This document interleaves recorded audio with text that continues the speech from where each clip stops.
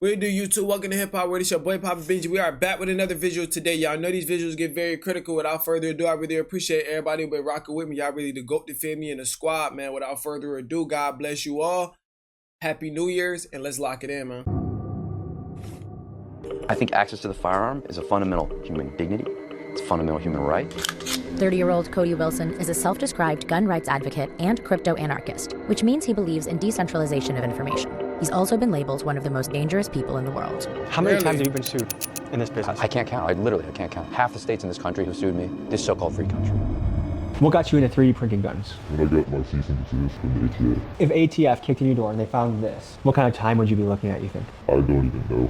You think double digits? Probably, yeah. How do you walk the line between freedom and danger? It is a line, and we stay within a conscious vocabulary because in American libertarian politics and political life, the gun is an important thing. I'm on your side if you like the Second Amendment. It's more important for me to convey that than some deeper feeling about these things. Ghost guns, untraceable weapons, a threat to the system. And thanks to advancements in 3D printing, the power to create a gun has been democratized to anyone with a couple $1,000. Now, is this a Second Amendment right that the Founding Fathers outlined for us in the Constitution? Or is this a dangerous public safety nightmare that needs to be heavily regulated or altogether out? What type of weapon this nigga got?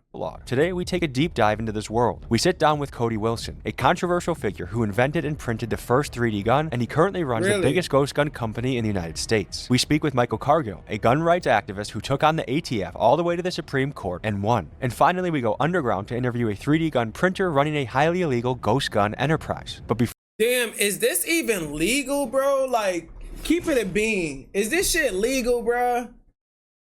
Like, why did they be letting people put this shit on social media and then they be mad about certain shit, bro? I could be wrong, though. They could want the publicity. Before we start, first, a quick disclaimer and a message from our sponsor. This video is for documentary purposes only and should not be viewed as a guide for manufacturing weapons. Please consult and adhere to all applicable laws regarding firearm ownership in your area. Thank you. And now for the sponsor of today's video.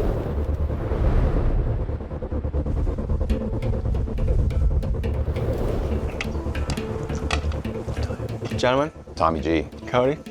Good to meet you, brother. Good morning. Nice to meet you. We're in the headquarters right now. This is DDHQ. I traveled to Austin, Texas to meet a man who back in 2012 was named one of the most dangerous people in the world by Wired magazine. Why was this? Because he issued a dangerous promise that he would create the technology to print a lethal firearm from home and give that design out for free. And in 2013, he did just that when he released the design for a printed gun called the Liberator. The federal government did not like that one bit. Today, the judge ordered Cody Wilson. Oh, boy, I bet they put a belt on that boy for that. And his company, Defense Distributed, to remove the blueprints from the internet. Now, the federal government immediately declared war on him, threatening him with years in prison and millions in fines. So what did he do? He fought back, and he sued the United States government and won. Folks, this is Cody Wilson, the godfather of the ghost gun. Okay. These guys are pretending to work. Just more so how did he win? That's right, and I'm pretending to manage their pretend work. And I'm pretending to be a documentary film crew, so I feel like we're Yes, meshing yes, perfectly. exactly. I'm pretending to be documented. So welcome to DDHQ, man. Thanks for having us. It's a mix of hobby and commercial product, right? So we got to do a little bit of customer service. We got to do a little product R&D because some people don't want the service. They want to go off on their own and do it.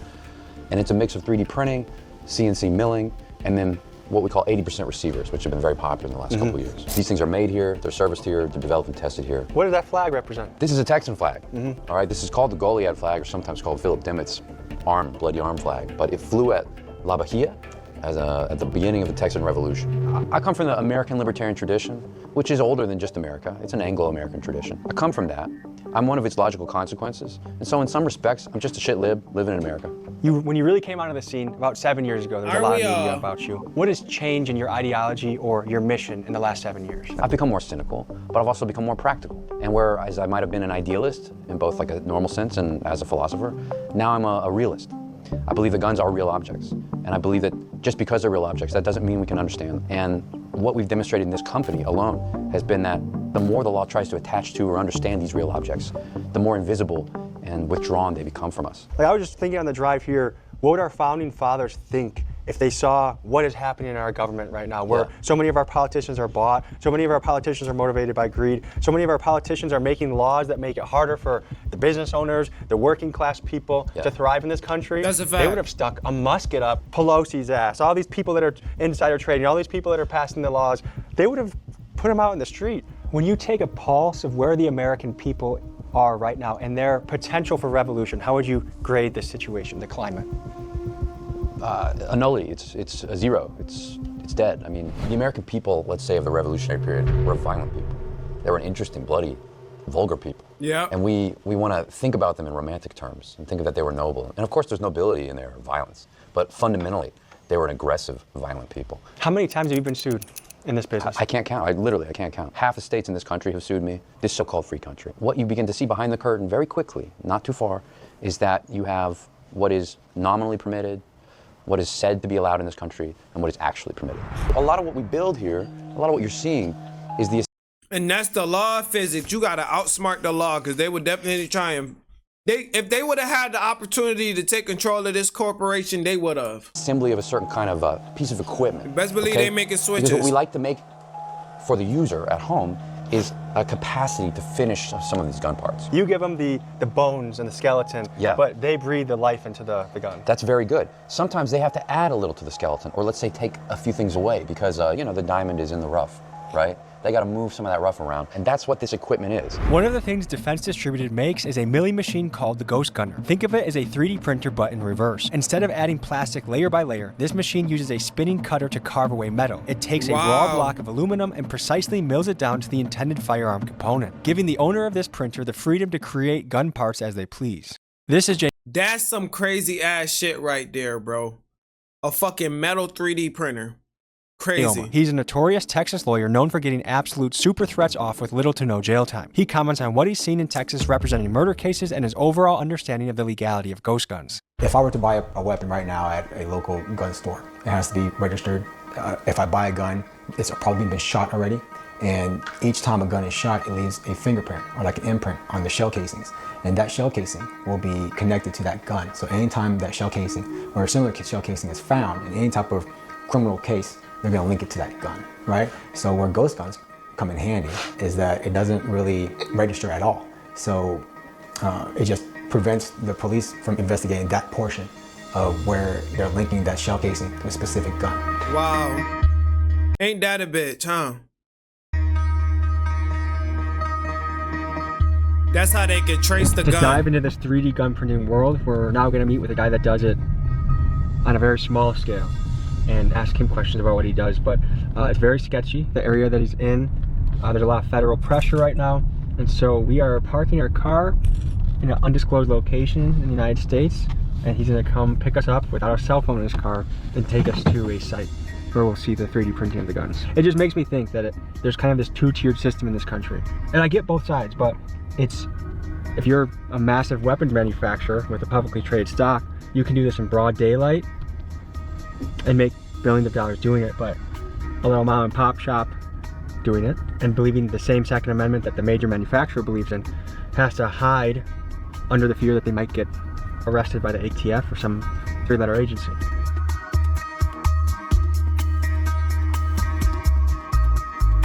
These niggas is making them grips. I ain't even gonna lie, bruh. And that's what's crazy, bruh. That's probably what's out here a lot. 3D ghost guns, nigga. What do you put that shit up here, nigga? Build guns. Occasionally sell them. So you customize guns mostly in the 3D printing space? Yeah. I started out doing the P80s, but then once that whole craze with that's when I got into 3D printing. I also like stocked up on them. What got you into 3D printing guns?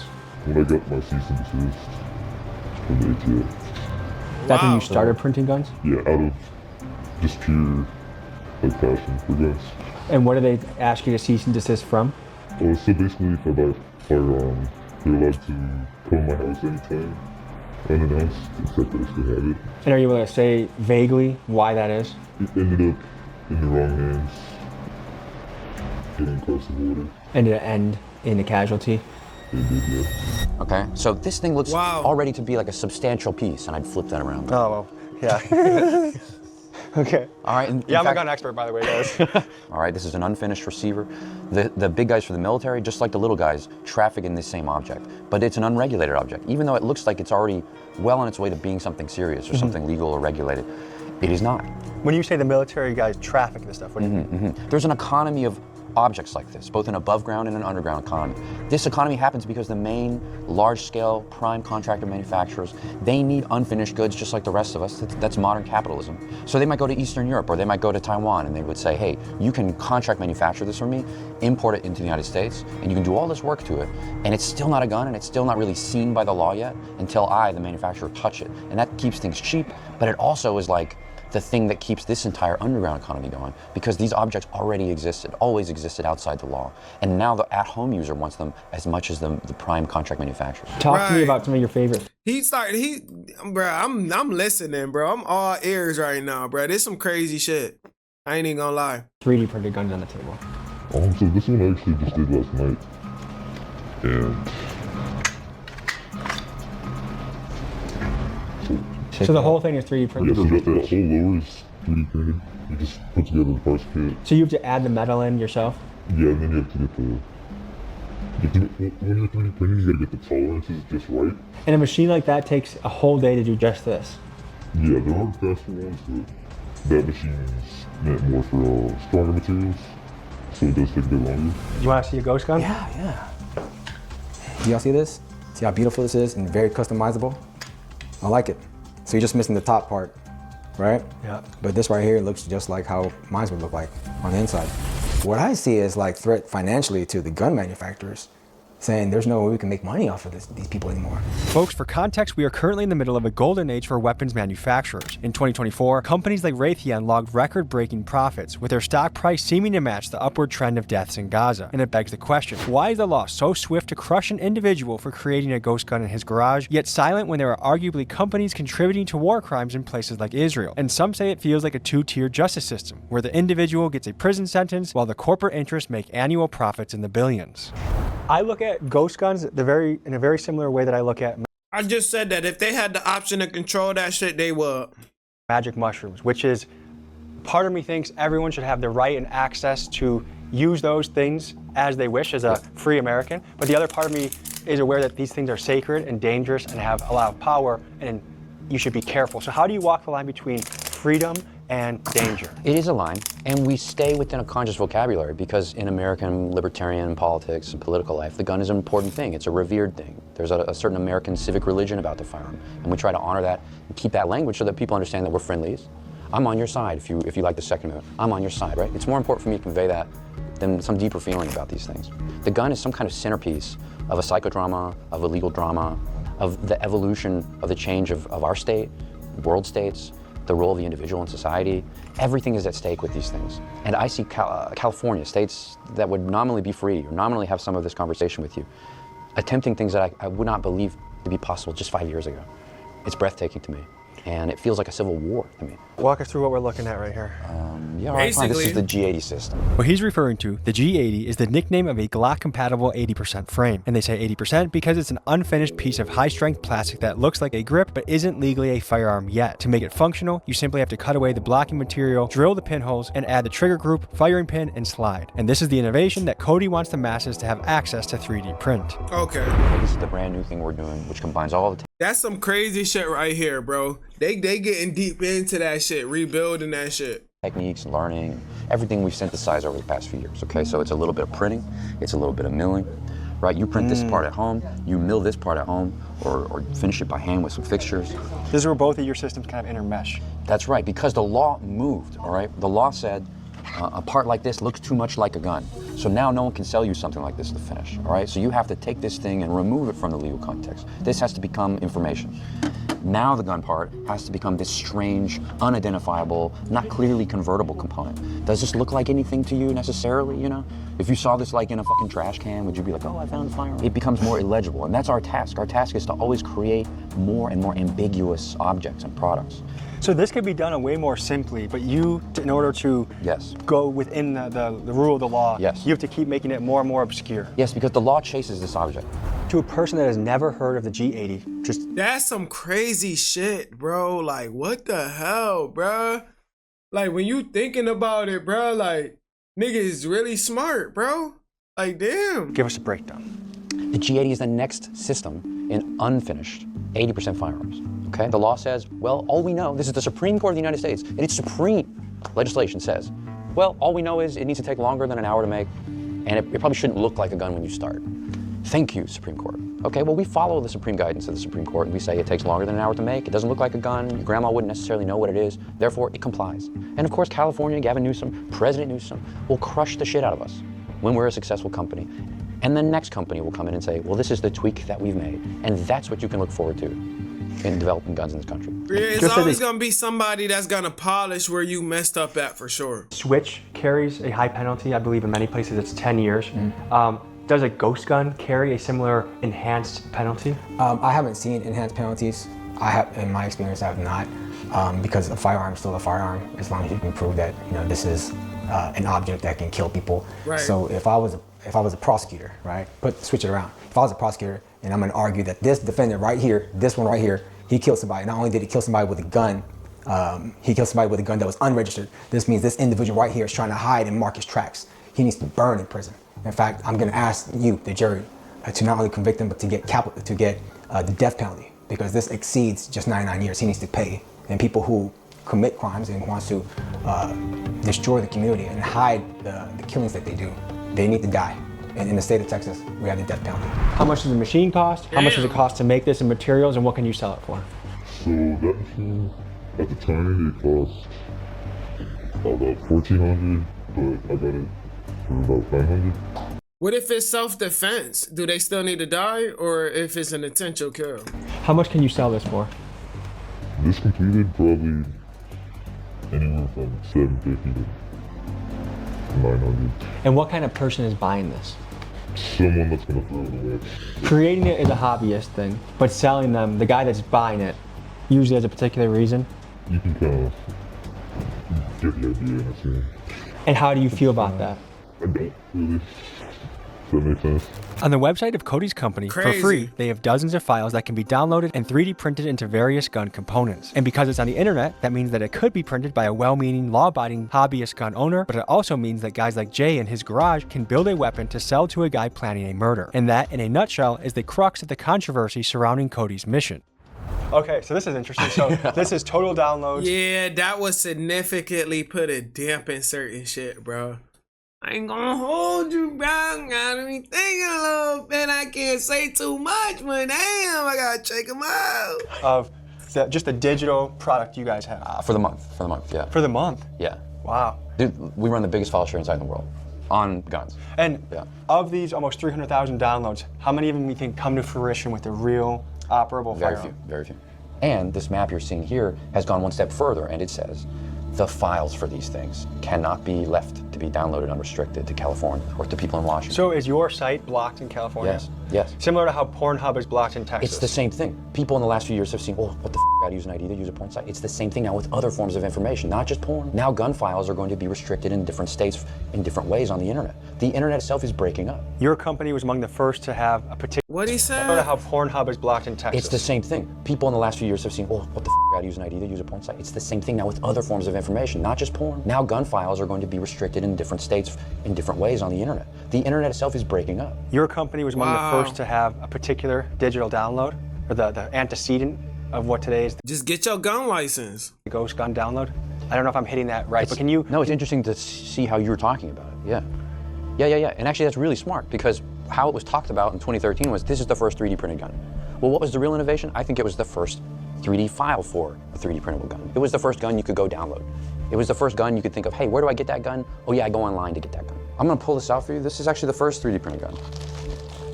That's tough, though. This doesn't get a lot of love these days, but it's the Liberator. We named that gun that way to give it a big brand name, sure. To also give it a little historical echo, to give it a personality, because it conveyed that the guns of this future, of a 3D printable future, are guns with personality, are guns with meaning, with destiny. They're not just commercial products in the age of mechanical reproduction. Now they're strange spiritual products in the age of digital reproduction. You know, guns are liquid information. That was the point of that message, the point of that exercise, and to also confuse the object in the Second Amendment with speech objects, speech actions in the First Amendment, to blend that First and Second Amendment, and to say something to government, hey, regulate this. Folks, here's a quick refresher on American history. The Second Amendment doesn't just say you can own That nigga still jumped in y'all face like, control this, figure this out. a gun. It protects the right of people. Products in the age of mechanical reproduction. Now they're strange spiritual products in the age of digital reproduction. You know, guns are liquid information. That was the point of that message, the point of that exercise, and to also confuse the object in the Second Amendment with speech objects, speech actions in the First Amendment, to blend that First and Second Amendment, and to say something to government, hey, regulate this. Folks, here's a quick refresher on American history. The Second Amendment doesn't just say you can own a gun, it protects the right of people to keep and bear arms, stating clearly that this right shall not be infringed upon by the government. And these are the lines Cody uses to defend his position. He is essentially arguing that if the government stops you from making a gun, they are infringing on your right to bear one. This represents the kind of murderer's row of the best guns. So FGC-9 is probably the best known 3D printed gun, single 3D printed gun, very popular in Europe. 9mm PCCs have evolved since 2020. You know, one of the most recent is this Decker, which is a stranger looking gun, right? But it's more true to what 3D printed guns are. Some stuff, these things aren't as good as commercial guns, right? That shit look like a Nerf gun, but it definitely hits. You see the beam on that bitch. Hold up. See the beam on that bitch right here. But there's something kind of amazing about the fact that you can 3D print a real magazine for real bullets. This is entirely printed with a spring. All right, this is the Urtal. With the spring? This was designed by a developer in Brazil. What? And it's probably the most well-known recent printed PCC. Can you show me the process for, like, from computer to hooking up to, like, how this gets going? Yeah. Basically right here is all the files. All these are schematics? All these ones right here with like the labels on them, it's a decode, the ones that I've already made. So for example, this file right here. How encrypted is all this? I keep it on an external hard drive. So it has to be plugged into something to even show up on the computer? Yeah. That's smart. Are the feds that good at computer stuff like this? Yeah, they are. And one of the reasons they are good is because they bust guys that are hackers and then get them on their team, right? Yeah. Yeah. So this right here. Oh, I like how it says for academia only.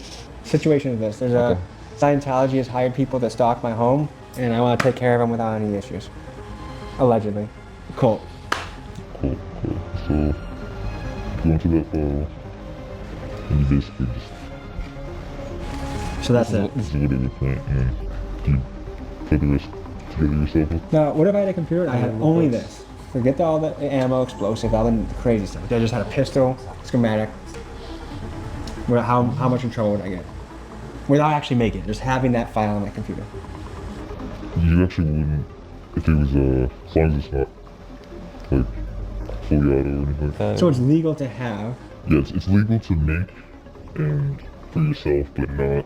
So for personal use, I could make that gun, no issue. Yes. Exactly. No problems whatsoever. No. And then this hooks up to, you already sent the orders to the printer, so it's already, that's why it's going? Yes. And what is the printer making right now? But right now it's making a Glock 17. What? What? That shit can make a G17? What? So there's no political motivation, there's no greater purpose or mission? No, not really. It's just kind of entertainment and fun? Yeah, pretty much. Is it hard getting a girlfriend if this is one of your main hobbies? Not really. So folks, now we've seen a little bit into a mom and pop operation. Man, girls love that shit. Certain girls love that shit. They love a little street nigga. One-man show, how it looks on the ground level. Let's go back to Austin, Texas, where they're doing it on a large-scale operation and have recently had battles with the Supreme Court. You had a recent Supreme Court case, 2023. Tell me about it and what happened. Yeah, that was a little boy. This the big dog right here. There's not much to say. You go to the Supreme Court, you lose. That's the education I've got in this country. We were doing something not legal, not technical. This was something in the realm of ideas and religion. And when we left, we knew that we had lost. On paper, there are rules and regulations about how you can make a gun in this country, how you can buy one. And the Biden people came in and said, okay, what we're gonna do is we'll take the definition of a gun and explode that to mean as many things outside of an actual gun as possible. You know, anything's a gun if you think about it. If it's marketed as becoming a gun, or if it could become a gun, or someone buys it because they want to make it into a gun, well, therefore now, under the law, it is a gun. So they had taken the container of the word firearm and tried to pack as much into that word as possible in the law. Our position was very simple. Doesn't the law mean certain things? Don't words have legal meanings? Don't they only mean certain things? Can ATF by itself, without an act of Congress, just say these words mean new things? We say that that's not possible. We go to the Supreme Court, and the Supreme Court says, well, sometimes the ATF can do that. What? My name is Michael Cargill. That's some bullshit, bro. That's some bullshit. That mean you ain't got no right, bro. When you against them, bro, it's either lose, nigga, or give up. I'm the owner of Central Texas Gun Works, which is a gun store in Austin, Texas. You had a battle with the Supreme Court. Tell us about it. Yeah, not a lot of people can say that they went up against the United States government. They went up against the Department of Justice, the Alcohol, Tobacco, and Firearms, BATF, both administrations, Trump administration and Biden administration, and actually won. It started, you know, back with the Las Vegas shooting. So Las Vegas, a guy allegedly took an AR and a part, which was a bump stock, and attached it to a rifle. What? And he used that to shoot, you know, faster, where he would allegedly shot some concert goers there in Las Vegas. So because of that, what happened was the government decided they were going to go through the ATF to ban the bump stock. One, how can you go through the Bureau of Alcohol, Tobacco, and Firearms, an agency within the federal government, in order to do this? I said, you got to go through Congress if you want to ban something that people legally own and purchase. What I decided to do was surrender my bump stocks to the ATF when they banned them, and then 30 minutes later, we sued them in federal court. And so we go in the courtroom there, and the judge was like kind of confused. He kind of compared the bump stock to like a shotgun. You know, he said, oh, I get it. It's like a shotgun. You pump it and then you fire it. It's like, no, you know, that's not it. And then I said, you know, this guy. Motherfucker don't even know how to use firearms, bro. Get the fuck out of here. This is a lost case. You know, we're going to lose this case. And so we lost. He ruled against us. And we appealed again to the entire Fifth Circuit, which is heard en banc, which is heard by like 12 or 13 judges. And to me, that was the most intimidating court I've ever been in my life, where you have, you know, 13 justices sitting on the dais there, you know, and throwing questions at your attorney left and right. You know, what about this? What about that? You know, can you do this? You know, what about machine guns? Da da da da. And my attorney did a great job. And so we won. And not only did we win, the Fifth Circuit gave us everything. They gave us, you know, the definition of a machine gun. They gave us the fact that the ATF, a federal agency, could not create or write law. And I was like, man, you know, this is awesome. And so the government decided they were going to appeal that case tonight to the United States Supreme Court. It was really exciting to be in the United States Supreme Court, and we won. What is concerning about the stories of Michael and Cody is their experience with the ATF attempting to create and enforce gun laws. Legally, a law has to go through Congress before the ATF can enforce it. For an example of this, just look at this footage of ATF agents visiting a Navy SEAL. The reason why we're here is because I'm sure you're aware, just recently the ATF classified the FRTs, the force reset triggers, as machine guns. We are aware that we may have purchased some of these FRTs. Okay, that's incredible. Yeah. Have to pick them up. You know, they're legal. So I won't be answering any questions today. I don't have any comments on this subject. I won't be giving you anything. Okay, so you Are you refusing to give us the trigger? I'm not refusing anything. I won't be answering any questions. They were there to confiscate a force reset trigger, a part that was legal when the man bought it. And it shows a disturbing trend, where a law-abiding citizen can be turned into a criminal simply because a federal agency changed its mind without a single vote in Congress. Like, to me, there seems like a light and dark side of what you do. On one end, there's the shits and giggles side of it, where it's just little funny shit. On the other end, someone's gonna get smoked or something like this. You're right about that, but I mean, you feel the same way for any OEM guns.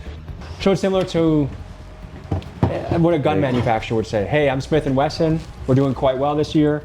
What people do with them, that's their choice, that's their responsibility. I just am the creator. Just like knives, just like cars, just like anything that could be used as a weapon or a utility. It's up to the person, and it's out of your hands once you make it. Right. Their responsibility, their choices. Not And that's true though. Once the weapon get in the hand, you can't blame the company. You feel me? Certain people use it for good. They don't actively go out and try selling it for profit. You know? What's the most you've made in a month doing this?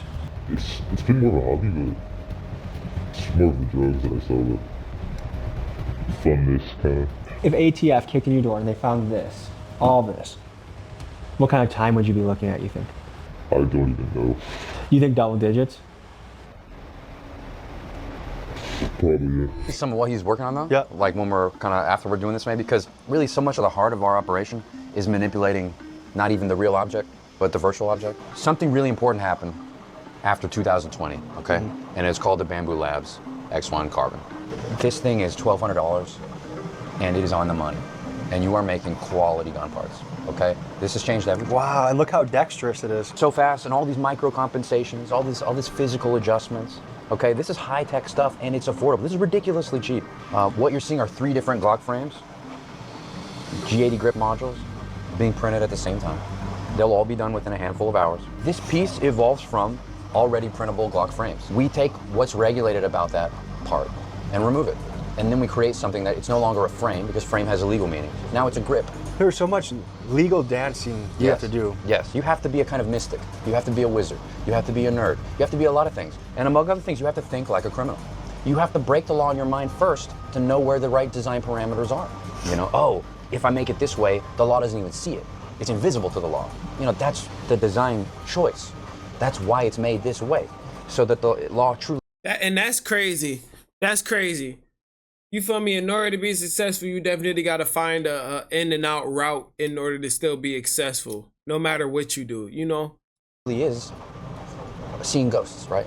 Looking for ghosts. That's why they call them ghost guns. I think we need more people in America like Cody Wilson.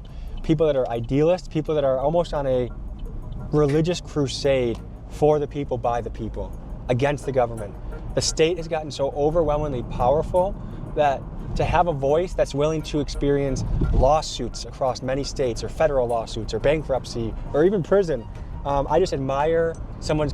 I mean, at the same time, who want to go through all that shit at the same time as well? Like, you still wasting a little bit of your life too, you know? Commitment to the cause.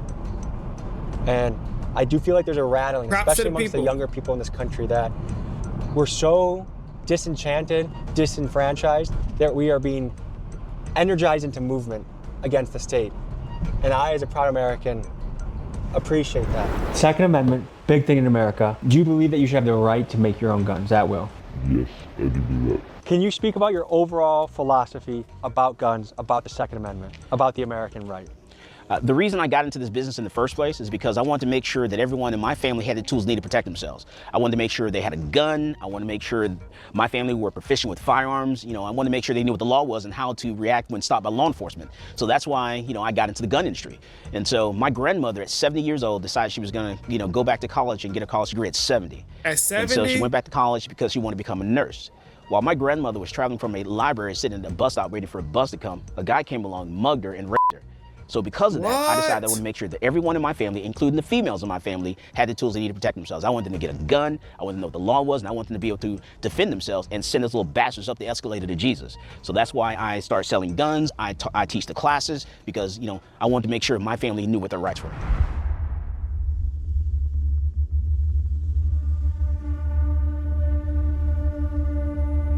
Nah, that's a fact though. I advise everybody to at least go, you feel me, get your gun licenses and stuff like that. You feel me? Just so y'all can be safe.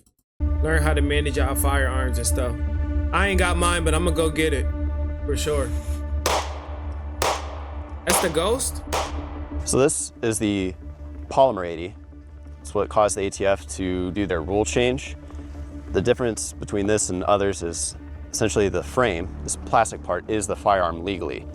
The serial number, if it had one, would go there, but because we did it ourselves, we were not required under federal law or state law to put a serial number. So this is a ghost gun. The frame is no longer a frame, legally speaking. It's no longer the firearm. This component is 3D printed, and the frame lives tucked within the gun. You can't tell it, but it emerges in parts. The gun hides within the presence of a gun. What you see is not the gun, it's what's inside, and that makes all the difference in the law. This is the G80.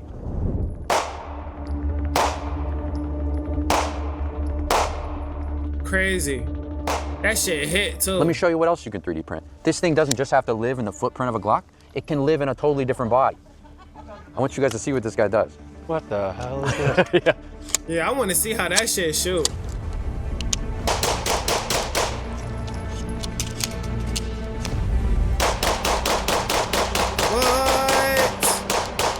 So what you're looking at is that same G80, but we now have a 3D printed, what we call the PDW. Do them bitches even jam? The idea is something between a handgun and a full-size fighting rifle, somebody like a tank crewman or somebody in a rear area might have. Civilians have an interest in this because, as you see, I have a spare magazine that I can stow on the gun. So say like I'm a church security, this fits in a normal backpack, and if somebody shows up with a rifle, I have something that gives me a third point of contact, and I can engage that threat a little better with a little more precision than I would from a 2-point of contact handgun. So it's just a different form factor. It's one of many innovations we expect to see with the G80 product line. The elements that are 3D printed are just this part? Yeah, everything below the steel you see right here. So this body is 3D printed, and we will, when this comes to market, include the steel. So if you want to print your PDW body, you'll buy like this brace kit, and it will come to where you can just install this nut, slide it into the channel, and now you have a retaining nut. And it'll have a locking latch to keep it collapsed, and then you'll push the button to pull it out and deploy it. That's tough.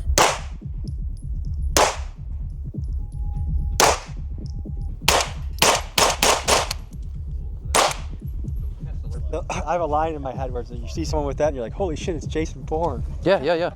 This could equally be, it's almost timeless. It's such a foreign design, like I'm not gonna lie, these niggas could literally make like crazy ass Warzone guns with that 3D shit, bro. I'm not even gonna lie to you. 3D printed guns help you understand that. Some Like designs what? are, this could be from the 1960s, from sci-fi. This could be from 20 years in the future. I mean, where is this gun from?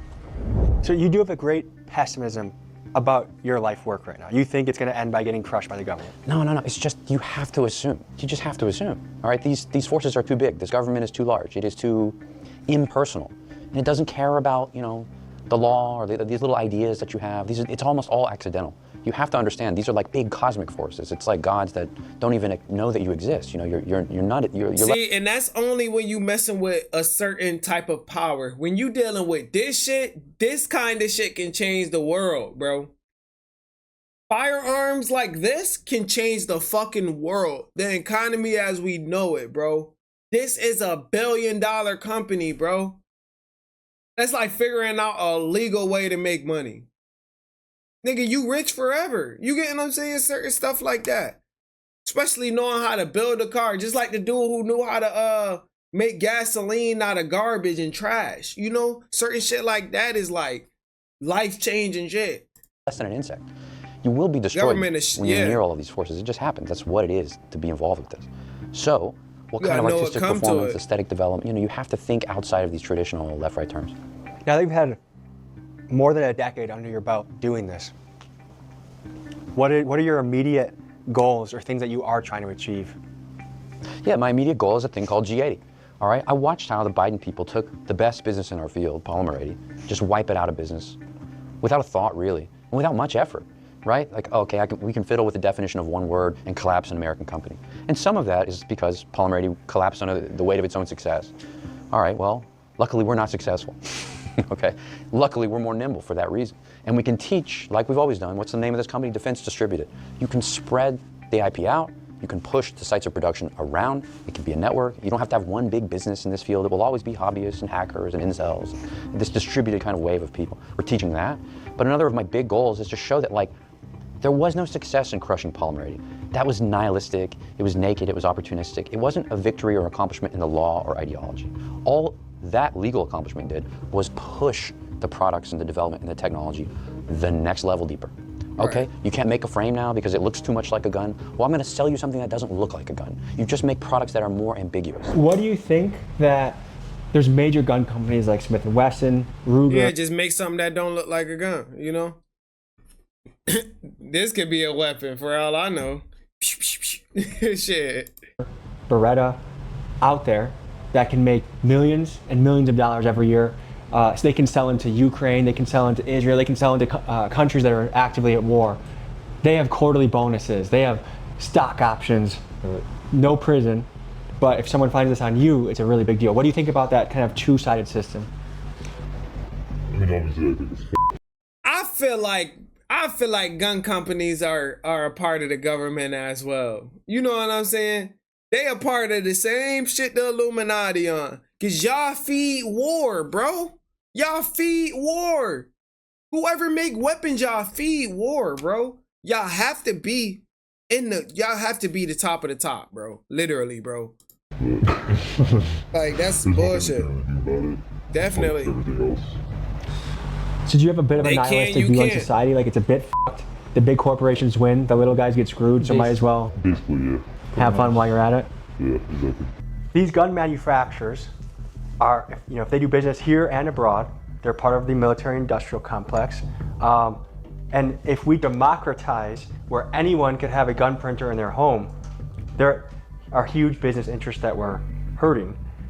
Do you suspect that's one of the biggest reasons, more so than safety, that this would be, why the government would be against ghost guns? Yeah, when it comes to money, and those big corporations aren't making the money, or they foresee they're not gonna make as much money as they used to, then they're gonna do whatever they can to keep that, as anybody would. Anybody who has a monopoly on anything, like if you own all the pizza stores, for you to see somebody making their own pizzas, that's a threat to you. That's a threat to your family, that's a threat to your legacy, right? So if I was a gun manufacturer, I would try to do whatever I can to prevent it, but make you believe that it's for your safety. It's for the safety of little Johnny down the street. If you ever get charged with a crime, I'm currently licensed in the state of Texas, but there's a way for me to practice in other states. If you have a crime, call our office. I'll make sure that I protect all your rights, and I will intercept the prosecutor's attempt to put you away in prison for a long time or death penalty. Give me a call. Folks, just a quick reminder, don't forget to click the link in the description and grab the CyberGhost VPN discount available to you. It keeps— Nah, I ain't even gonna lie. This was a W video from Tommy G, for real, bro. You feel me? To especially know that there's an economy like this in the world is fucking insane, bro. You feel me? W video, bro. I did not know they was making 3D weapons like this, bro. Like, what the fuck, bro?